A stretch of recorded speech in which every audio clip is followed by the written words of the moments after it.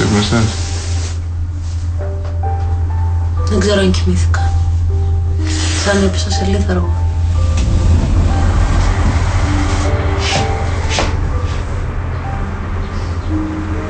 Ωραία είναι εδώ.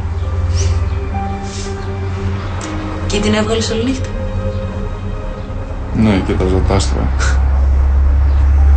Ένα παιδί μετράει τα άστρα. Το έχεις διαβάσει αυτό το βιβλίο? Όταν ήμουν στο ίδρυμα ακόμα. Βέβαια αυτό τα βρίσκε σωστά και έτσι ήξερε ότι και η ζωή του πήγαινε εντάξει. Στη δική μας τη ζωή όλα λάθος.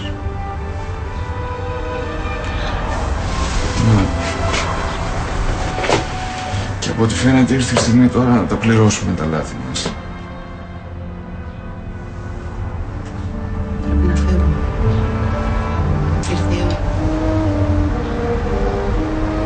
Ξέρω.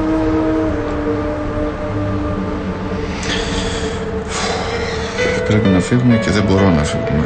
Δηλαδή τα πόδια μου είναι σαν να έχω τσιμέντο που με έχω καρφωθεί εδώ πέρα. Δεν μπορούμε να το αναβάλουμε άλλο.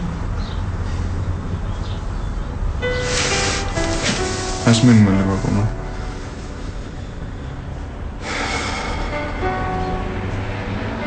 Και λίγες ώρες ακόμα.